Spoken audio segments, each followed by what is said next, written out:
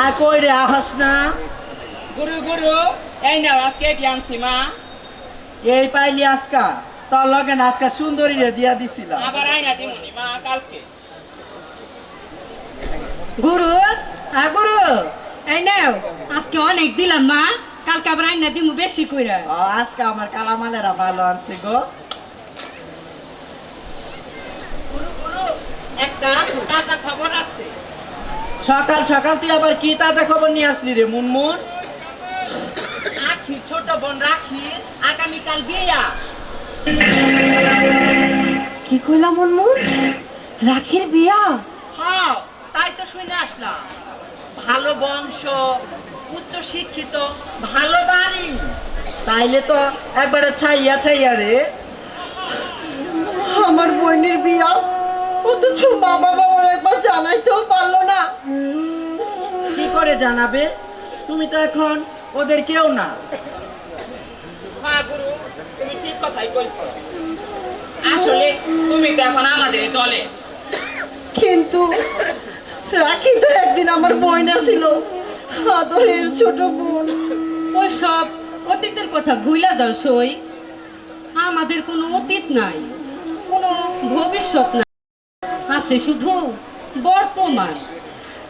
কিন্তু কিন্তু আমার তো বর্তমানও নাই, সবই তো অতীত। গুরু গুরু গুরু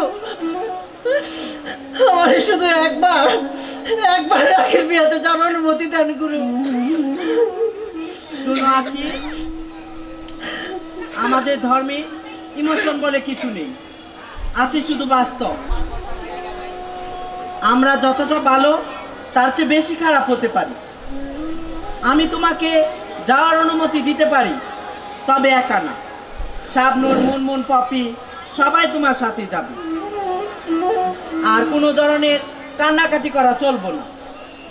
নাচ গান আনন্দ ফুর্তি করবা। আর ওই নাচ গানের ফাঁকে তোমার বোনরে দেখা সবাই রে নিয়ে চলে আইবা। মা বাবা আদর ভালোবাসা দিয়া দইরা রাখতে চাইবে। তুমি সব বন্ধন ছিন্ন কইরা সবাই রে নিয়ে চলে আইবা। ঠিক আছে গুরু, আমি আপনার পা ছুঁয়ে কথা দিতেছি, কোনো মায়ার বাঁধন আমার ধরে রাখতে পারবো না। আমি ফিরাবো আমার আপন জগতে।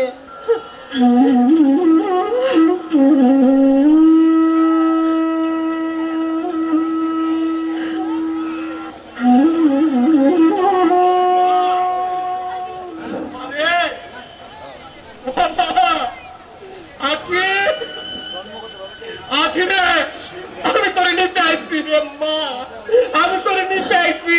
তুই চলে রে মা, চলে। ওরা ওরা তোরে হাত করে রাখতে পারবে না রে মা। আমি ওদের সব দিয়ে দিব, সব।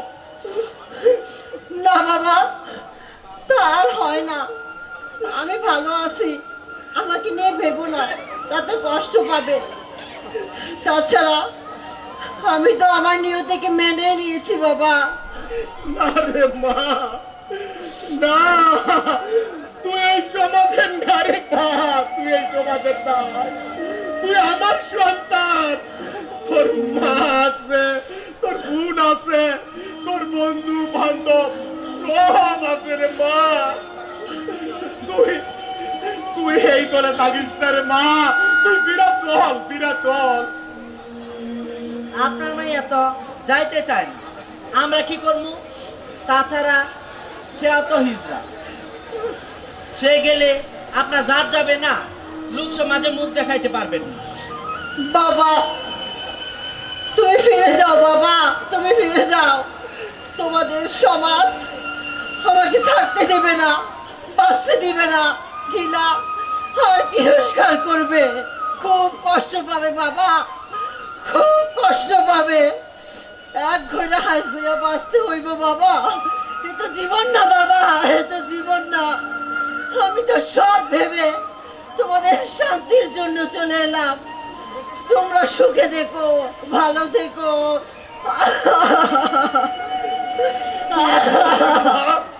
তোর সারা এই সুখ শান্তি আমি আর কিচ্ছু চাই না রে মা, কিচ্ছু চাই না। আমি প্রয়োজন হলে করে নিয়ে আমি ওই পাহাড়ে ওখানে ঘর বাঁধবো রে মা। কেউ তোর চিনবে না, কেউ আমাদের কাছে আসবে না রে মা। মা রে তুই চলে আয় মা, তুই চলে আয় মা। বাবা তুমি ফিরে যাও।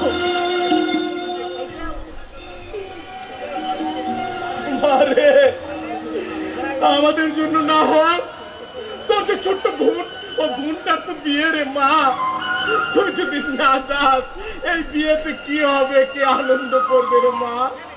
আনন্দের পরিবর্তে কষ্টই বাড়বো বাবা, কষ্টই বাড়বো।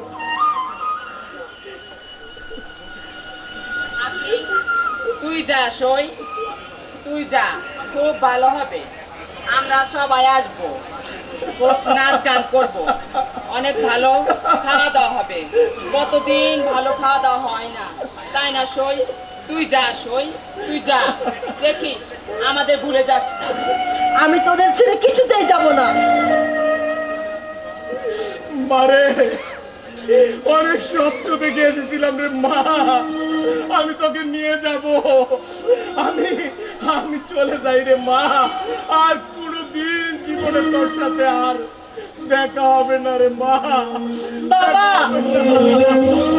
বাবা মা তুমি যাও বাবা, আমি আসছি, তুমি যাও। আসবি রে মা? হ্যাঁ বাবা, বলিস মা? হ্যাঁ বাবা তুমি যাও, আমি আসছি বাবা। মা বাবা তুমি যাও, আমি আসছি। আমি যাই মা, আমি যাই মা। কিরে আঁকি, পরে যত দেখি অবাক হই। তোর ভিতরে কত যে গভীর ক্ষত বোঝা সম্ভব না। আসলে তুই যে কি,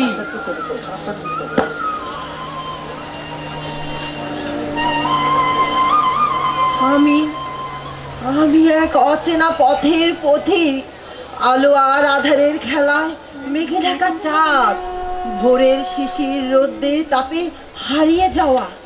বসন্তে আমার জন্ম, গ্রীষ্মের পায়ে চলা পথ দিয়ে হেঁটে চলা শুরু করেছি বহুদূর গন্তব্যে। হেমন্তে আমি সে পথের ঠিকানা কিছুটা খুঁজে পেয়েছি। বর্ষার বৃষ্টির পথ পানিগুলো পথ চলা পায়ের ছাপগুলো মুছে দিয়েছে। জীবনটা যখন আনন্দনগরে যাবার জন্য প্রস্তুতি নিচ্ছে, তখন শীতের কুয়াশায় ঢেকে দিয়েছে আমার জীবন, আমার সুখ, আমার আনন্দ, আমার ভালোবাসা, সব সব। আজ আমি বসন্তের ঝরে যাওয়া পাতার মতো পড়ে আছি পৃথিবীর বুকে, যার কোনো মূল্য নেই। আমি বসন্তের এক মৃত নগরী, যেখানে প্রাণ নেই, আছে শুধু হাহাকার, ব্যথা, যন্ত্রণা, না পাওয়ার বেদনা, আর আছে বুক ফাটা চিৎকার। আমার এই কান্না কেউ বোঝে না, কেউ না। আমি একা, শুধু একা, আর কেউ নেই, শুধু ইতিহাস।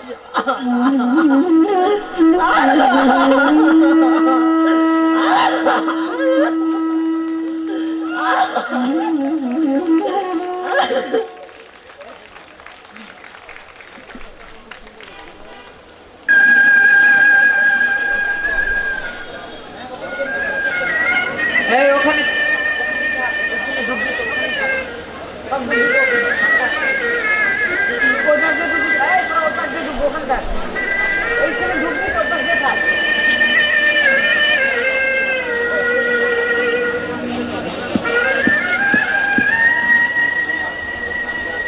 আমি আপনাদের ছাড়া এই গ্রামের আর কাউরে দাওয়াত দেই নাই। অনেক স্বপ্ন নিয়া আশা কইরা দুইটা মাইয়ার ধুমধাম করে বিয়া দিমু, কত স্বপ্ন ছিল। আর কোথা থেকে একটা চোর আইসা আমার সমস্ত স্বপ্নটারে ভাঙ্গা চুরমার করে দিচ্ছে।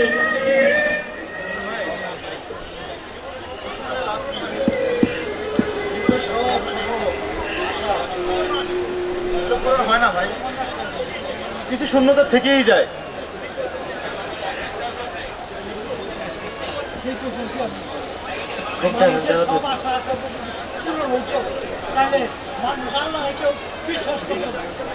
মানুষ তার কিছু আশা পূরণ করে, আল্লাহ তাআলা কিছু আশা অপূরণ করে না। হাদিসে আছে সব জায়গায় সব সময় সব কথা বলতে না। আপনি আরবি লাইনে পড়াশোনা করেছেন, আমরা জেনারেল লাইনে পড়াশোনা, জি জি কিন্তু তাই বলে জ্ঞানের দিক থেকে কিন্তু আমরা কেউ পিছিয়ে নেই। এমনিতেই নুরুল ভাইয়ের অবস্থা ভালো না, তার মধ্যে আপনি এই সমস্ত কি সব আজে বাজে কথা বলে পুরা পরিবেশটা একদম ভারী করে ফেলছেন। আচ্ছা নুরুল ভাই, ওই যে আমাদের রাশেদা ভাবিকে দেখছি না, ভাবি কোথায়? তাদের আসার তো সময় হয়ে গেছে, তো ওই কে ওর একটু দাওয়াত দেওয়া দেই না আমি, যার জন্য ওর মা নিজের হাতেই মায়াটারে সাজাইতেছে। মাশাআল্লাহ, খুব ভালো কথা।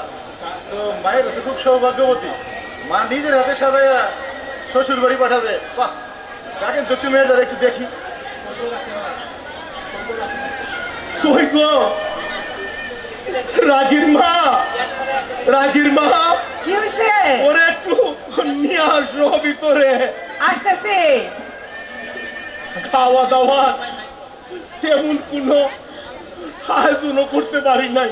আগেই কইছি আমি, সব আমার বোনের বাড়ির থেকে আমার আনতে হইব।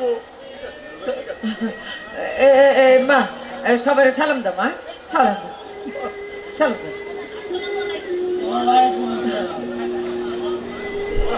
খুব সুন্দর লাগতেছে তুমি।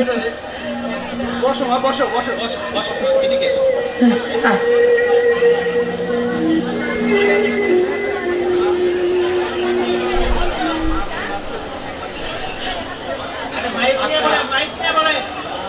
বিয়ে কিন্তু মানুষের জীবনে একবারই হয়।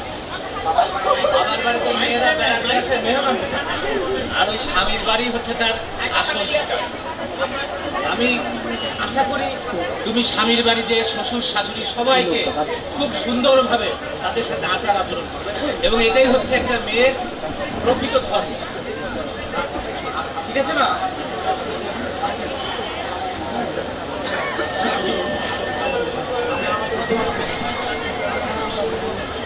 আপনারা আমার লাগে দোয়া করবেন, আমি যেন আপনার বাসাটা পূরণ করতে পারি।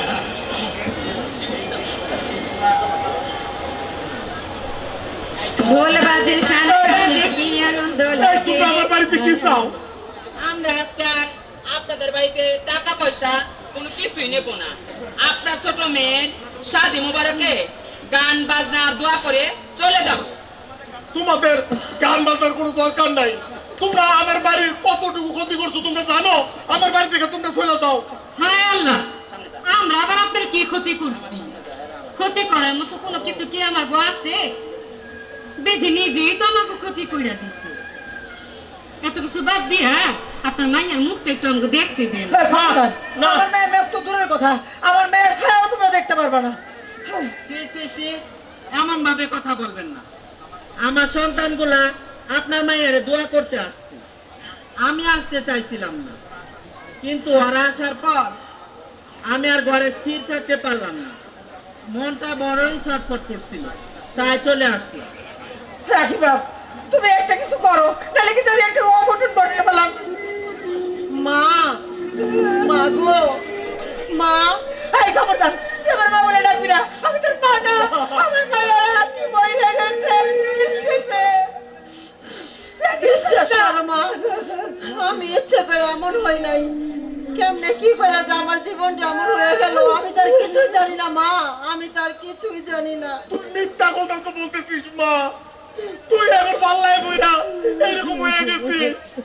ওরা মায়াবিনী, ওরা ডাইনি, ওরা রাক্ষসী। এমন ভাবে কথা বলবেন না।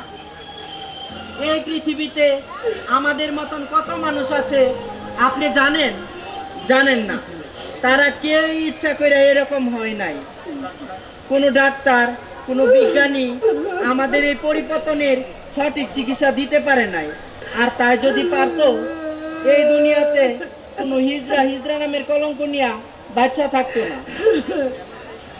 তোমাদের এসে ভণ্ডামি বন্ধ করো, চলে যাও এখান থেকে, চলে যাও। চেয়ারম্যান চাচা, আপনি তো আমারে কত আদর করতেন, সেই দিনের কথা মনে কইরা আমার আদরের ছোট বোন রাখি রে একবার আমার কাছে আসতে দেন, একটু আদর করতে দেন। এটা কি টেলিভিশনে সিরিয়াল পেয়েছো, যাত্রাপালা পেয়েছো নাকি ছেলেমা পেয়েছো? বেরিয়ে যাও এখান থেকে।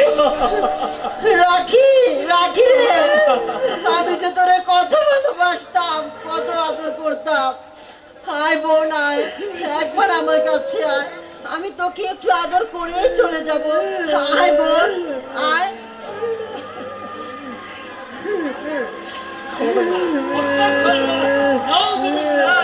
সব শেষ, সব শেষ। এই বিয়া কোনো মতেই হইতে পারে না। আমি এখন গিয়া বরের পক্ষে খবর দিয়ে আইতাছি। না না না, না হুজুর, না হুজুর, আপনি আমার বোনের এত বড় ক্ষতি করবেন না হুজুর। তাছাড়া আমি তো আপনাদের কাছ থেকে চির বিদায় নেওয়ার সব আয়োজন করেই আসছি হুজুর। তুই এসব কি বলছিস ক্যাটরিনা? হ গুরু, আমি আপনার কাছ থেকে চির বিদায় নেওয়ার সব আয়োজন করেই আসছি। আমি আর কোনোদিন আপনার করে জ্বালাতন করতে পারবো না। আমার জন্য আমার মা বাবা আর কোনোদিন কারো কাছে অপমানিত হইব না, অপমানিত হইব না।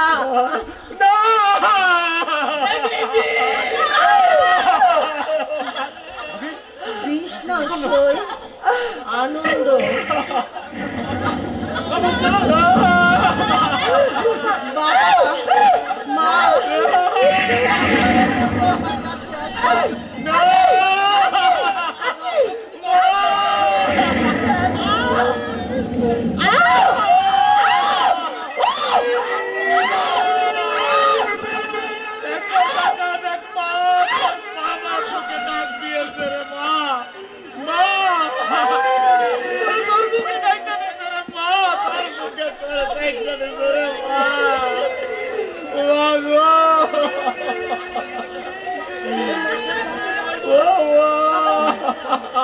তাহলে এখন কি হইব এই লাশে?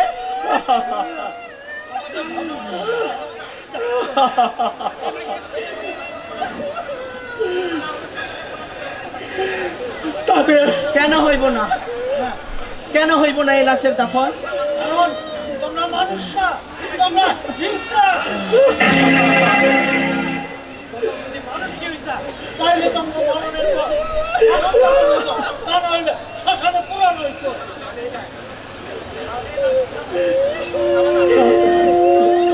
তাইলে এই লাশের কি হবে এখন? আমি জানি না, তোমাদের বিধান মতো যা হয় তাই করো। বলেন সাহেব, এইসব ঝামেলার মধ্যে আমি না। চেয়ারম্যান সাহেব, কারণ যাই, চেয়ারম্যান সাহেব, আমার মাইয়াটার কি হবে? কোথায় খবর দিব? কোথায় জানাজা হবে?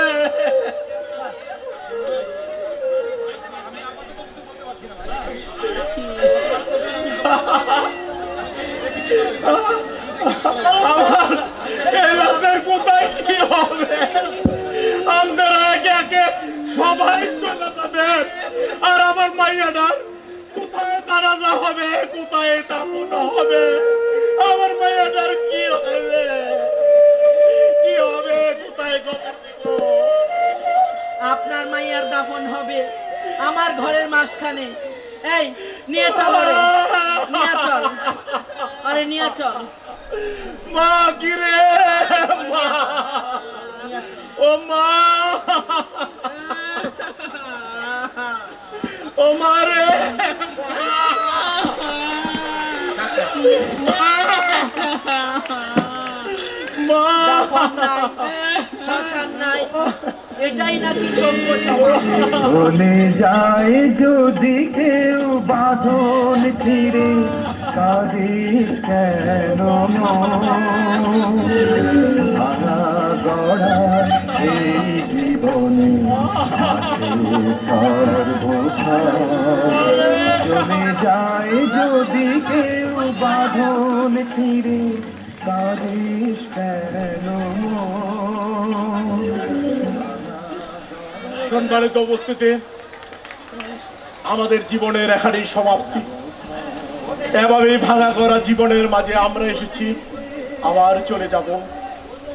শুধু কথা থাকবে একটি, আমাদের ভালোবাসা, আমাদের হৃদয়ের ভিতর থেকে যদি একটু দুঃখ আসে, তাহলে চলুন আমরা ভেবে নেই এই সমাজ, এই তারা আপনাদের কাছে তাদের জবাব একটি, তারা কি মানুষ নয়? তারা কি বাঁচতে পারবে না ওই সমাজের ভিতরে? তাদের কি কোনো চাওয়া নেই? তাদের কি কোনো আশা নেই? তাদের এক মুঠো ভাতের দাবি নিয়ে আপনাদের পাশে এসে দাঁড়ায়। আসুন না, দুজনের দুটি হাত তাদের কাছে আমরা ফিরিয়ে দেই। আমাদের দাবি একটি, আমরা যেন তাদের সাথে একত্রে হাত মিলিয়ে সুন্দরভাবে সুন্দর সমাজ গড়তে পারি। আসুন সবাই মিলে একত্রে সালাম জানাই। চলে যায় যদি কেউ আমি হিজড়াদের পক্ষ থেকে বক্তব্য রাখার জন্য এই এলাকায় তথা 12 নম্বর সেক্টরে যিনি গুরুমা হিসাবে অর্থাৎ হিজড়ার সর্দার হিসাবে আপনাদের মাঝে আসে, আমি তাকে পরিচয় করাই দিচ্ছি। সোনালীর মুখ থেকে দু একটি কথা শুনবো। এখানে আছে মাকসুদা তার পাশেই আছে। আমি সোনালীর মুখ থেকে দু একটি কথা আপনাদেরকে শোনাতে চাচ্ছি।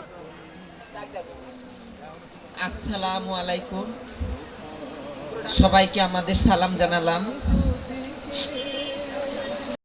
আমরা এখানে নাটক করতে আসিনি, এটা আমাদের জীবনের নাটক।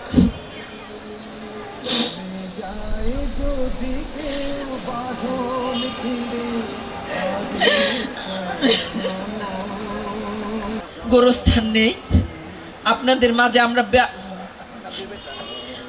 বেঁচে থাকতে চাই, আপনাদের একটু ভালোবাসা চাই আমরা, আমাদের একটু আপনারা ভালোবাসেন, এতটুকু আমাদের দাবি।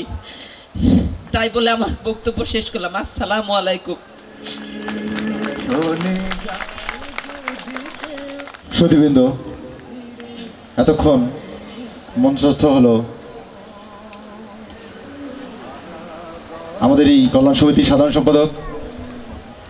আপনারা বসুন প্লিজ, এখন উঠবেন না, 2টা মিনিট আপনাদেরকে নেব, বেশি বিরক্ত করব না।